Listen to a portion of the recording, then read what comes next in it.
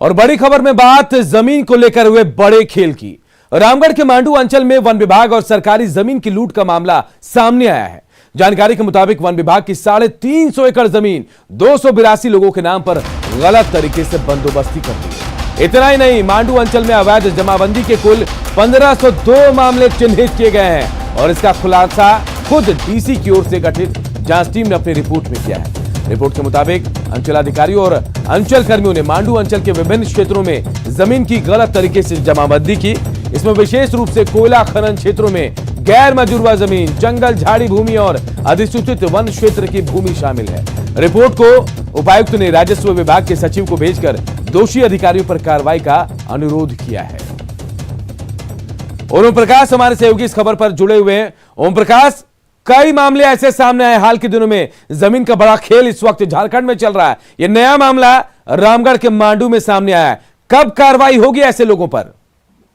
जी अनु, बता दें कि लगातार जमीन को लेकर जो झारखंड का रवैया रहा है वो लगातार यहाँ पर इस तरह के मामले आते रहे हो, चाहे वो रांची का मामला हो, धनबाद का हो या फिर अभी हाल की बात करें रामगढ़ में भी इस तरह के मामले सामने आ गए हैं। वन भूमि की ही बंदोबस्ती कर दी गई और कई लोगों के नाम इस भूमि की दे दिया गया, उनके नाम कर दिया गया। तो पूरी जांच में अब तक जो अपर समाहर्ता की जांच में ये बातें सामने आई है कि इसमें गड़बड़ी की गई है, जिसके बाद पूरे मामले की रिपोर्ट सचिव तक भेजी गई है और मामले में कार्रवाई की अनुशंसा की गई है कि ऐसे अंचलाधिकारियों पर कार्रवाई की जाए।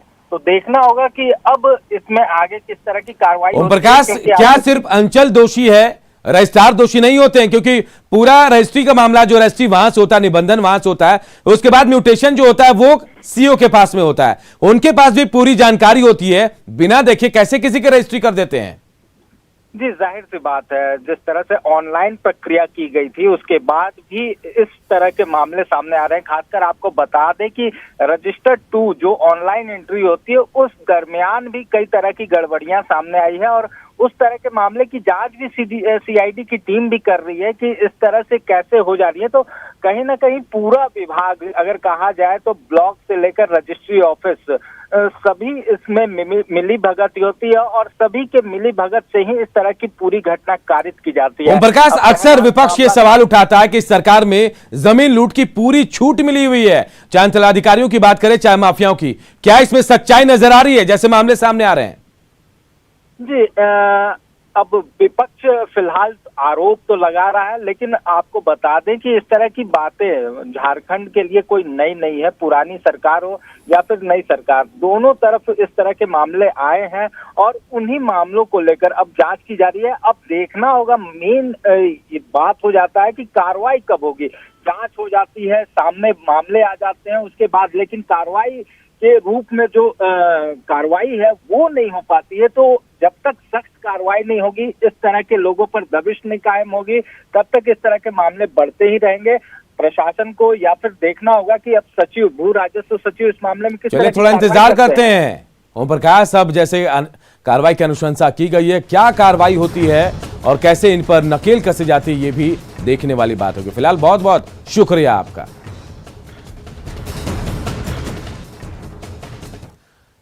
झारखंड की राजधानी रांची में भीड़ का एक बार फिर कहर बरपा है। यहां के अनगढ़ा थाना क्षेत्र में चोरी के आरोप में एक शख्स की पीट कर हत्या कर दी गई। पुलिस ने कुछ आरोपियों को हिरासत में भी लिया है, उनसे पूछताछ की जा रही है। रांची में मॉब लिंचिंग रिटर्न्स, युवक की पीट कर हत्या। रांची में राक्षसों की भीड़,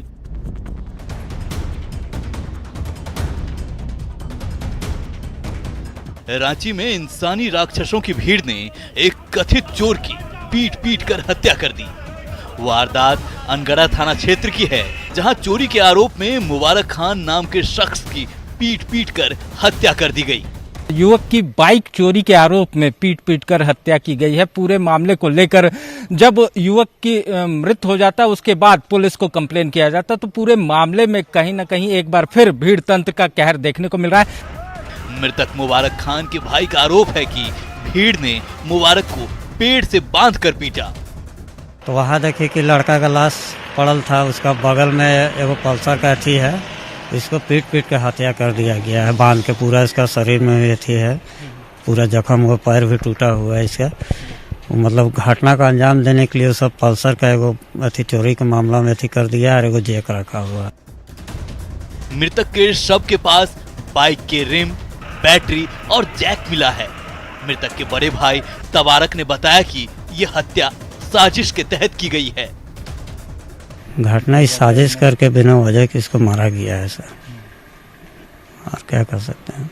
कितने लोग वही बताया जाना, वहाँ पर अगल बगल का अथी अनुमान है 10-15 आदमी इसको हत्या करके मारा गया है।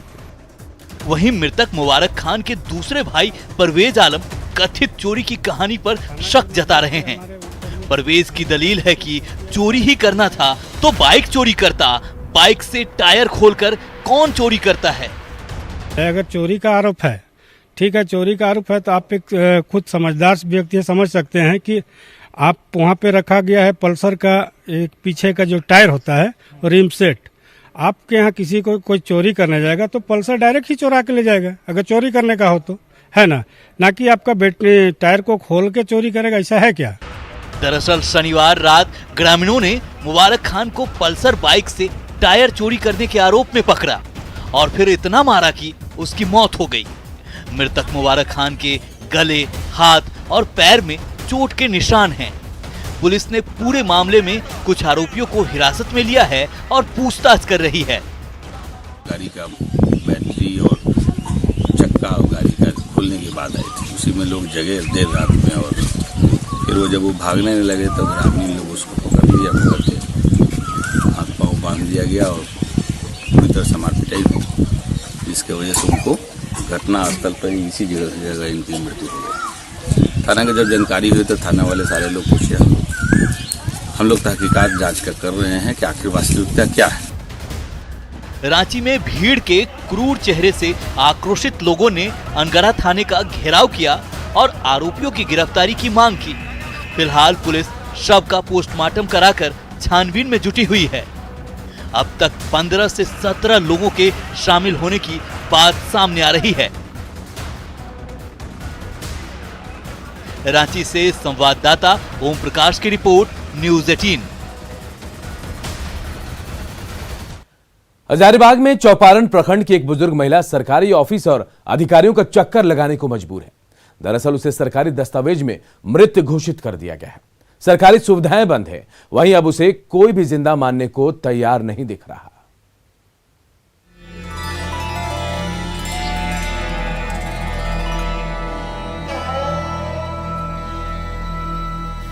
ये दर्द है हजारीबाग की बुजुर्ग महिला उर्मिला मोस्मात का, जिसे सरकारी फाइलों में मृत घोषित कर दिया गया है। चौपारण प्रखंड में पडरिया पंचायत के बनऊ गांव निवासी उर्मिला अब सरकारी दफ्तरों के चक्कर काटने को मजबूर है, ये साबित करने के लिए कि वो जिंदा है।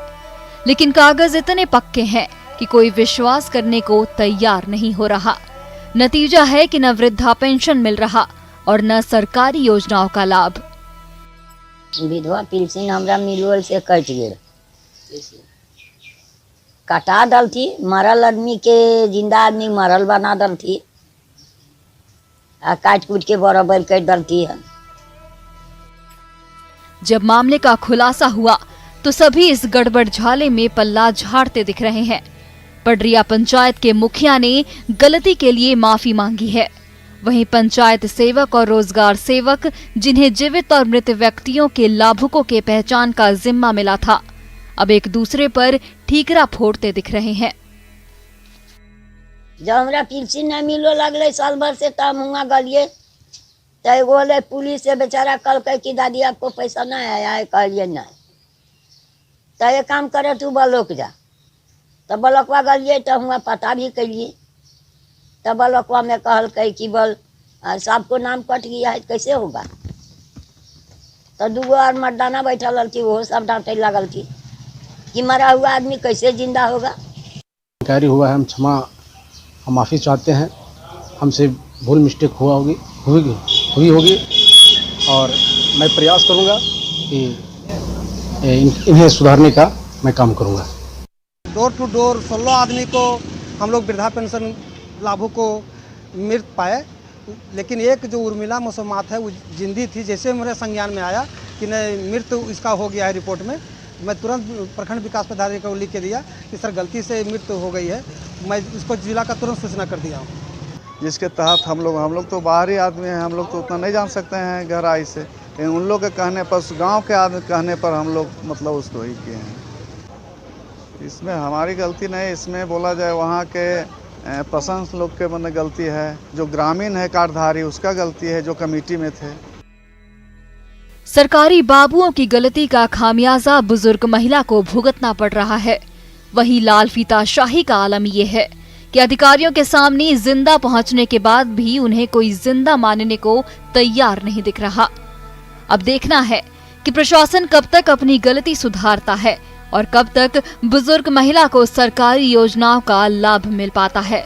लेकिन जीते जी मृत घोषित किए जाने से जो मानसिक परेशानी हुई है उसका हर्जाना आखिर कौन भरेगा।